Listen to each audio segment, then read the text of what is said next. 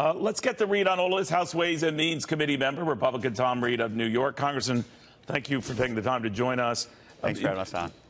You know, Steve Mnuchin, the Treasury Secretary, said something interesting that maybe Congress should look into this gun issue today. It was actually part of I think, a broader budget discussion, to be fair. But what do you make of what he was saying? Well, you know, obviously we all, when you see horrific events like this in Florida, want to do something. We want to address the problem. And, you know, a lot of times people pivot right to the gun control issue, but I stand with our Second Amendment rights. I think the better conversation is to get to the root cause of the problem and what is causing individuals to go without the treatment they need to get these mental health issues addressed. How do we get the medical community to find a cure for these individuals? I think that is something we should focus on. Do you think that, and I understand that because we do have, you know, mental laws on the books and all of that, obviously, that has to be officially stamped somewhere with some authorities that you are deemed mentally unfit. A lot easier said than done, so I understand that.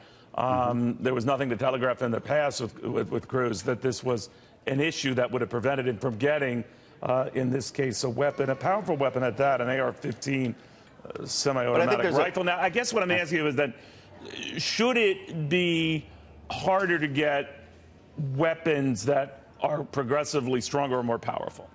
Well, Neil, I think what should happen is that an individual such as this that exhibits violent tendencies, violent behavior, to me, that is a red flag for a mental health issue that needs to be that we need to address and that you need to find a cure for in the medical community. And I don't think we really have embraced it as a country yet, that mental health is a medical condition. And then as a medical condition, we can find a cure for these conditions these folks are engaging in violence and hurting people as a result of that. But if there's no formal recognition that you have a mental problem, in other words, you know, gone are the days we had, you know, state mental hospitals, that sort of thing. I mean, it's changed a lot now that many are within the general population, and unless, you know, taken in by police over an incident that brings something to their attention, we will never know. So they're free to go and pick up a weapon or something like that. Now, I'm overgeneralizing here, but is there room for sort of tightening up the laws that we have that would police just that?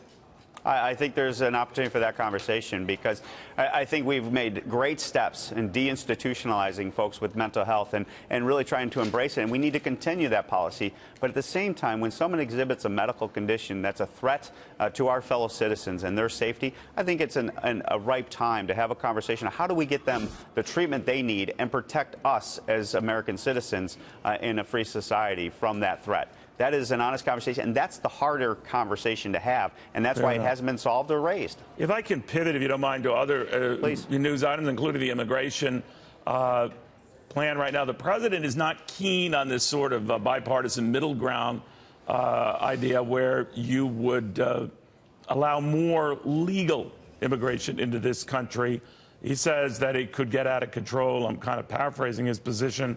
But seeing as that's the one that has more support than, for example, Chuck Grassley's more limited approach to this, where's all this going? I think if this is going to be addressed, I think you're going to have kind of a middle ground type of bipartisan agreement. Now, I'm not very optimistic as to what I hear out of the Senate and anything coming out of the Senate, so therefore that doesn't bode well for the future of solving this.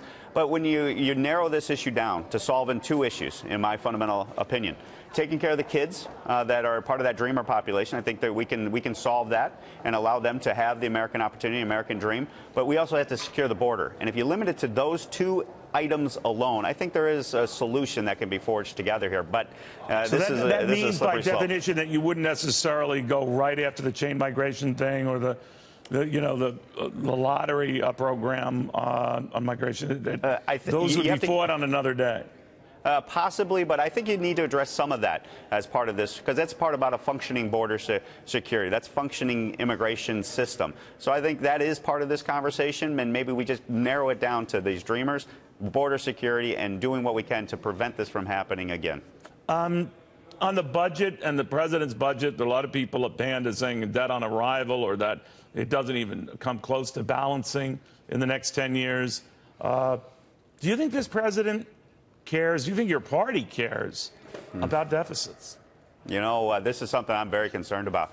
And that's why I came out and I was very disappointed in the president's budget in regards to how it dealt with our debt. And I will also tell you, as a party, I was very disappointed. That's why I voted against the budget caps deal last week, because I'm about growth. I can accept the deficit on the growth of tax reform that it's going to cause, but I cannot accept continuing spending policies that are unchecked. We need to get the spending in control, and we need to get the debt under control, because from my humble perspective, the debt crisis is occurring as we speak, Neil. It's going off as we speak. That's real impacts to the future of the country. Yeah, especially as interest rates rise. It could blow up as we speak.